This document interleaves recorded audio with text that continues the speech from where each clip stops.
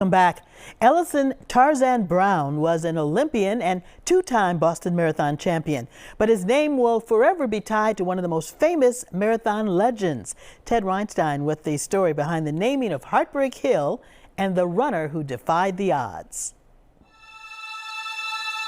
The statue for Hall of Fame runner Johnny Kelly stands just a few strides off the Boston Marathon course near legendary Heartbreak Hill. Kelly was a key player in how the hill got its name, but his is just half of the story. Tarzan Brown broke Johnny Kelly's heart, so they called it Heartbreak Hill, and it's been known as that ever since. So who was Tarzan Brown? My name is Anna Brown Jackson. I am one of the granddaughters of Ellison Tarzan Brown. We caught up with Anna Brown Jackson at a cafe in Kingston, Rhode Island, not far from where her grandfather grew up, the youngest son in a Native American Narragansett family whose tribe, according to an 1880 Rhode Island law, no longer existed. His family always said, you know, we're still Narragansett. From what we hear, he was pretty wild. And his relatives started noticing how fast he was as far as running, so they would pick him to run to his aunts and uncles' houses to relay messages. That speed and agility earned him the nickname Tarzan, and eventually the eye of a local trainer, Thomas Tippy Salamino. Salamino asked him how old he was. He was 12 at the time. He said, "You come back when you're 16. By age 19, Brown competed in his first Boston Marathon, finishing 32nd. 3 years later, in the Newton Hills, he'd cross paths with Johnny Kelly and make history. Everyone was hearing this Indian was gonna come and run, and Johnny Kelly, the elder, jumped in the race. He was a favorite, but my grandfather and him were very good friends. Kelly had won Boston the previous year, 1935, so as he neared the Newton Hills, he was shocked to learn he was running second. Mr. Kelly caught up to my grandfather. He kind of patted him on the back as if to say, "Good job, I'll take it from here." And it spooked my grandfather, like they said he took off like a bat out of you-know-where. And he won the race in 1936. Reporter Jerry Nason would later recount the incident in the Boston Globe. So they called it Heartbreak Hill, and it's been known as that ever since. For Brown, heartbreak would take a very different form. Anna Brown Jackson drives us to the small home where her grandfather lived with his wife Ethel and their 4 kids. During the Depression, and my grandfather had come from poverty, he would go up to the prize table to see what the bounty was.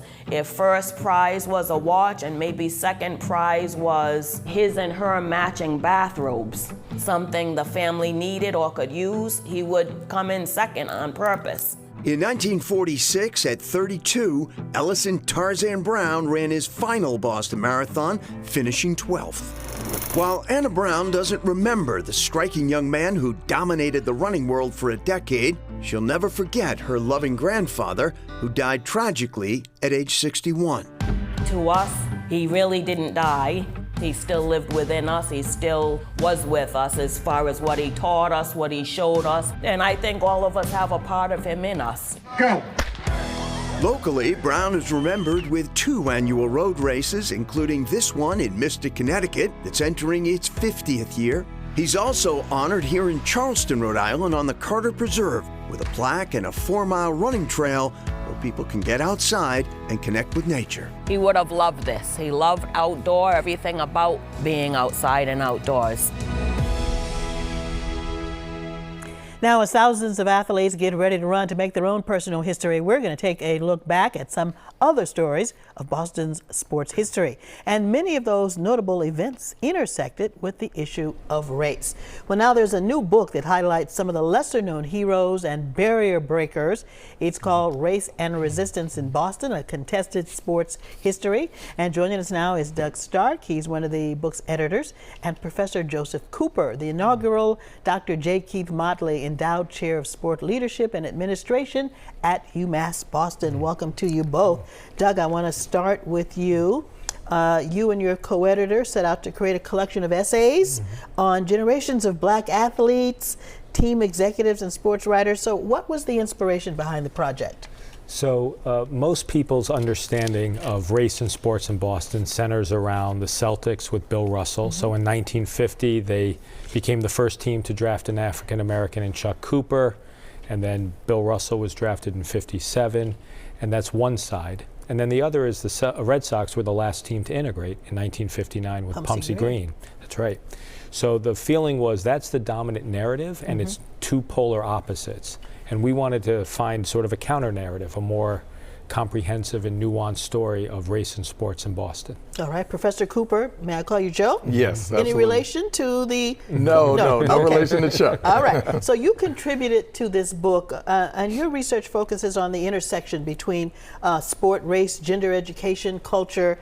How did you become involved in this project? Well, you know, I identify as an African American, have been a sport enthusiast my whole life, and as I began to learn more about the rich history of race relations through sport in Boston, I was very much attracted to learning about people like Catherine Kitty Knox, who desegregated cycling in the late 1800s here in the greater Boston area. And as a matter of fact, a number of the prominent African American women that we celebrate today, like Serena Williams and Sha'Carri Richardson, many of them are connected to the legacy of Kitty Knox and how she presented herself while she was cycling in elaborate attire, as well as being a competitive cyclist. So I was always fascinated with learning about those stories and how sport could be used as a mechanism for broader social change. So many lost stories in the African American community. Indeed, indeed. Several lost stories. Many people, we talk about the Boston Red Sox,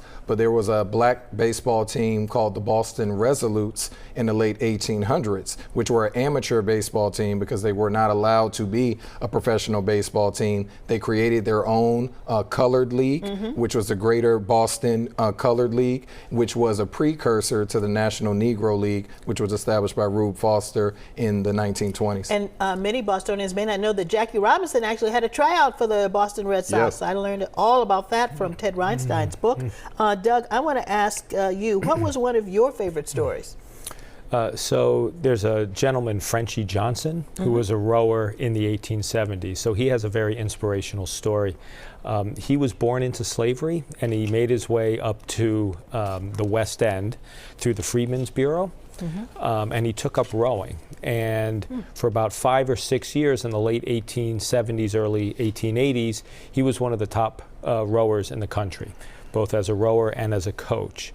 And on July 4th, on 1878, on the Charles River, there was a July 4th regatta, which was pretty popular at the time, as rowing competitions were called. And he was one of 5 who competed and placed very well. I mean, he died, unfortunately, very young, but his story was inspirational. And you think of baseball players like really the cyclist Major Taylor, but he was before Major Taylor and before Kitty Knox and before the Resolutes. He was really the first great Boston black athlete who was celebrated. Who knew? Thank you for sharing that story. So some of the biggest names, game changers, we talked about Bill Russell, Jackie Robinson, but Professor Joe, you also talk about a sports writer as well. Absolutely, yes. Tell us about that. Mabe Counts in 1979 published the first book that documented the history of black athletes' contributions in sports. So when we talk about change through sport, we oftentimes think about athletes, but we don't think about the sport journalists, sport media, and other people who are connected to sports. So Mabe Counts is a legend who provided legitimacy to black participation in baseball during a time when there was still racism that was pretty prevalent within the sport and around the sport.